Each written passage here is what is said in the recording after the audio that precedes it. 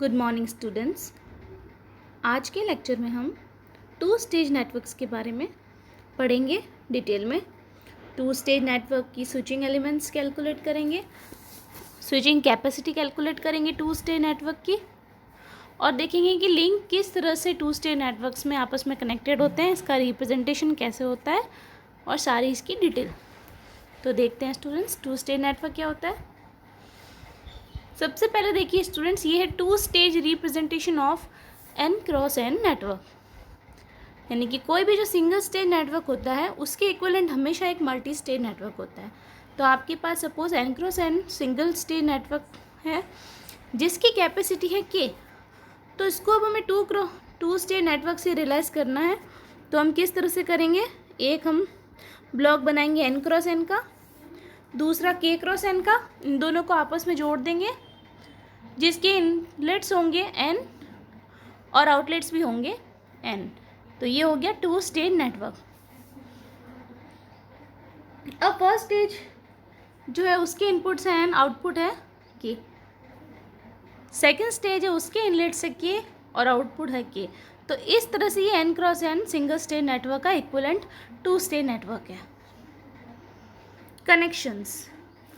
अब स्टूडेंट्स इस फिगर के अंदर क्या हो सकता है, देखिए कोई भी n इनलेट्स जो है किसी भी की आउटपुट फर्स्ट स्टेज के अंदर, कोई भी n इनलेट्स किसी भी की आउटपुट से फर्स्ट स्टेज की कनेक्ट हो सकते हैं। इसी तरह से सेकंड स्टेज में कोई भी k इनपुट्स जो है किसी भी n आउटपुट से कनेक्ट हो सकते हैं। तो यहाँ पर k अल्टरनेटिव पाथ हो जाएंगे और स्विचिंग एलिमेंट्स हो जाएंगे आपके 2n के।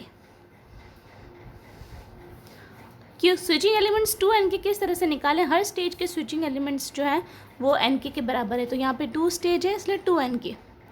अब सपोज करेंगे कि हमारे पास कुछ फ्रैक्शन ऑफ सब्सक्राइबर है जो कि एक्टिव है, तो k वहाँ पर n/16 के इक्वल है। तो आपका स्विचिंग एलिमेंट्स जो है s वो हो जाएगा 2n के, दैट इज k की जगह आप पुट कर देंगे n/16, तो ये आ जाएगा n²/8। अब एग्जाम्पल देखते हैं हम। अगर हमने सपोज n जो है हमारे इनलेट्स हैं 1024 है, 1024, और अगर पाथ्स जो है k 64 है, तो s मेरा यहाँ पर आप देख रहे हैं बहुत ज़्यादा आ रहा है 1,31,027। तो हम देख रहे हैं कि लार्ज n जब होगा तो switching matrix n cross a थोड़ा सा डिफ़िकल्ट हो जाएगा प्रैक्टिकली रियलाइज़ करने में। तो हम कोशिश करेंगे कि थोड़ा ज़्यादा लार्ज n ना हो, बीच का मीडियम हो, ताकि हमारी स्विचिंग मैट्रिक्स जो है कॉम्प्लेक्स ना बने। अब देखते हैं two stage network with multiple switching matrices, जिसके अंदर हमने स्विचिंग मैट्रिसेस जो है वो ज़्यादा यूज़ किए। m इनलेट्स यहाँ पर जो है आप इनपुट साइड में देखेंगे कि यहाँ पर m इनलेट्स है, आउटपुट में n आउटलेट्स है। तो m इनलेट्स जो है वो r ब्लॉक्स में डिवाइडेड है। यहाँ पे कितने ब्लॉक्स हैं, 1 2 dot dot so on r-1 and r, यानी कि टोटल ब्लॉक्स मेरे पास इनपुट की साइड में है r। तो m इनलेट्स को आपने r ब्लॉक्स में डिवाइड किया हर एक में p इनलेट्स से, तो m किसके बराबर हो गया, p इंटू r। अब इसी तरह आउटपुट में आप देखेंगे तो q n आउटलेट्स है, ब्लॉक्स कितने हैं 1 डॉट डॉट एन s, यानी कि s ब्लॉक्स है, और आउटलेट्स कितने q। तो मेरा n जो है वो आ गया q इंटू s। तो m आ गया और n आ गया। अब हम कैलकुलेट करते हैं स्विचिंग कैपेसिटी। अब स्टूडेंट्स फुली कनेक्टिविटी के लिए क्या चाहिए हमें, कि हमेशा जो हर ब्लॉक के अंदर एक आउटलेट ऐसा होना चाहिए फर्स्ट स्टेज के अंदर जो सेकंड स्टेज के हर ब्लॉक पे इनलेट की तरह टर्मिनेट हो। इसका मतलब फर्स्ट स्टेज के अंदर बहुत सारे ब्लॉक्स हैं, हर ब्लॉक से एक आउटलेट बाहर निकलेगा और वो सेकंड स्टेज के हर ब्लॉक पे इनलेट की तरह जाएगा। ये फुल कनेक्टिविटी के लिए ज़रूरी है। तो हमारी ब्लॉक साइजेस क्या हो जाएंगी, पहला ब्लॉक हो जाएगा p क्रॉस s का और दूसरा हो जाएगा r क्रॉस q का। तो मेरे स्विचिंग एलिमेंट्स जो है s वो आ जाएंगे p into s into r first block के लिए, फर्स्ट स्टेज के लिए। सेकंड के लिए आ जाएगा q into r into s। अब हमने m इनलेट्स और n आउटलेट्स की वैल्यू है, m की वैल्यू है p इंटू r, तो ये यहाँ पे पुट कर देंगे इसको, p इंटू r को m के बराबर। तो ये आ जाएगा s आ जाएगा मेरा ms प्लस nr। इसका मतलब कितनी कॉल्स यहाँ पे नेटवर्क में स्विचिंग कैपेसिटी का मतलब क्या है? The number of simultaneous calls in the network. Switching capacity क्या है आपकी, कि आप कितनी कॉल्स आपके नेटवर्क में हैंडल कर सकते हैं। तो आपकी switching capacity two stage network के लिए आ जाएगी R/S। ठीक है, क्लियर। अब हम देखते हैं ब्लॉकिंग नेटवर्क क्या होता है। अब यहाँ पे हमने देखा कि RS कनेक्शंस थे हमारे पास। अब अगर हम RS कनेक्शंस जो हैं साइमल्टेनियसली एक्टिव हो, इसका मतलब एक ही टाइम पर एक्टिव हो अगर, तो क्या उसके लिए क्या होना चाहिए कि मेरे जो S एक्टिव इनपुट्स हैं एक ब्लॉक में फर्स्ट स्टेज की, वो यूनिफॉर्मली डिस्ट्रीब्यूटेड हो। किसमें? सारे S ब्लॉक्स के अंदर। S ब्लॉक्स किसमें? सेकेंड स्टेज में, एट द रेट ऑफ 1 पर ब्लॉक। मतलब अगर ऐसा होता है कि आपके S एक्टिव इनपुट से एक ब्लॉक के अंदर एक स्टेज में वो यूनिफॉर्मली डिस्ट्रीब्यूटेड है दूसरे S ब्लॉक्स के अंदर सेकेंड स्टेज के, तो मेरी ब्लॉकिंग नहीं होगी। ब्लॉकिंग का मतलब जो मेरे पास कॉल आ रही है वो फॉरवर्ड हो जाएगी आगे, और वो ब्लॉक नहीं होगी, उसको हमेशा कोई ना कोई हार्डवेयर मिल जाएगा। अब ब्लॉकिंग किन कंडीशंस में हो सकती है? देखिए, सबसे पहले आपके पास RS कॉल्स है, ठीक है, और आपकी कॉल्स जो है, जैसा कि हमने ऊपर बताया ब्लॉकिंग नहीं होने के लिए जो कंडीशन बताई, कॉल्स है यूनिफॉर्मली डिस्ट्रीब्यूटेड है। अब क्या हुआ, मेरा जो नेटवर्क है वो RS कॉल्स को सपोर्ट करता है, और उसके पास क्या हो गया, RS से ज़्यादा कॉल आ गई। अगर एक भी कॉल ज़्यादा आ गई तो वो कॉल ब्लॉक हो जाएगी, यानी आगे ट्रांसफ़र नहीं होगी। यानी मेरे जब नेटवर्क के पास सपोज एग्जांपल 100 की ही कैपेसिटी है, तो 101 अगर कॉल्स आ जाती है तो क्या वो उसे सपोर्ट कर पाएगा? नहीं, तो वो उस कॉल को ब्लॉक कर देगा। अब उसके बाद 102 कॉल आए, 103 आए, 4 आए, 10 आए, 1000 आए, जितनी भी आएंगी वो सारी कॉल्स ब्लॉक होंगी मोर देन 100। तो यही चीज़ यहीं पर है कि अगर जब आपकी कॉल्स यूनिफॉर्मली डिस्ट्रीब्यूटेड होती है तो जितनी आपकी कॉल्स को नेटवर्क सपोर्ट कर रहा है उससे ज़्यादा कॉल आती है, वो क्या होगा, आपकी कॉल आगे नहीं पहुंच पाएगी। सेकेंड ऑप्शन क्या है? Calls are not uniformly distributed. अब यूनिफॉर्म डिस्ट्रीब्यूशन नहीं है कॉल्स का, तो क्या होगा, पहली स्टेज के अंदर से किसी भी ब्लॉक के अंदर से एक कॉल आई और वो सेकेंड स्टेज के किसी भी ब्लॉक में जा रही है, ठीक है, उसका एक पाथ बन गया।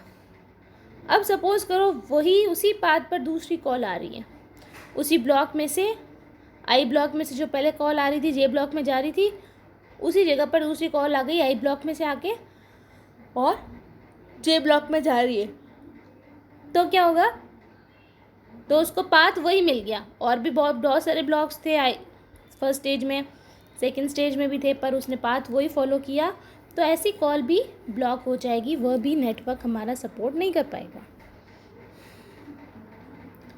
तो स्टूडेंट्स, इनके बेसिस पे हम निकालते हैं ब्लॉकिंग प्रोबेबिलिटी क्या होती है। अल्फा जो है आपकी प्रोबेबिलिटी है कि आपका कोई भी गिवन इनलेट है एक्टिव है, ओके। अब probability that outlet at the ith block is active is beta, और वो किसके बराबर होगा, P into alpha by S के। अब probability that another inlet becomes active and seeks an outlet other than the one which already active is given by P minus 1 into alpha upon S minus 1। तो अब probability कि ready active outlet जो है वो sort out हो गया, उसकी probability क्या हो जाएगी, दोनों की प्रोबेबिलिटीज़ को इंटू कर दीजिए और उसको एक को 1 में से माइनस कर दीजिए।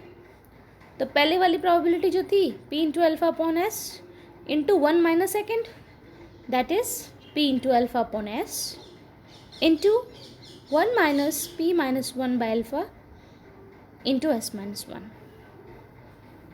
okay, P minus 1 into alpha upon S minus 1। अब यहाँ पर हम P को रख देंगे M अपॉन R, जैसा कि हमने पहले कैलकुलेट किया था, M is equal to P into R। तो मेरी ब्लॉकिंग प्रोबेबिलिटी यहाँ पर आ गई M into alpha upon R S into 1 minus M by R minus 1 into alpha upon S minus 1।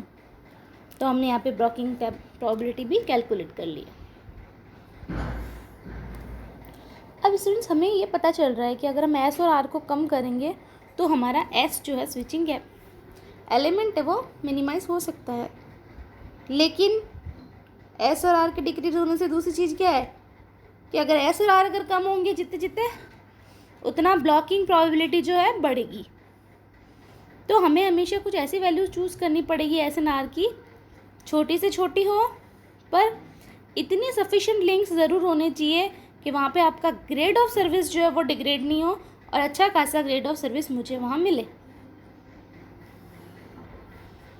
अब देखते हैं M inlets versus N outlets, यानी कि एन अगर ज़्यादा होगा तो क्या होगा, एम ज़्यादा होगा तो क्या होगा, दोनों इक्वल होंगे तो क्या होगा। एन अगर ज़्यादा यानी कि नंबर ऑफ आउटलेट्स ज़्यादा है तो क्या हो रहा है, आपका नेटवर्क एक्सपेंड कर रहा है, ट्रैफिक को बढ़ा रहा है।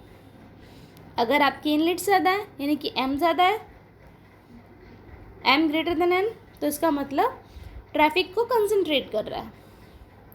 अगर एन एम के इक्वल है तो मैट्रिक्स साइज बिल्कुल यूनिफॉर्म है, that is R is equal to S and P is equal to Q.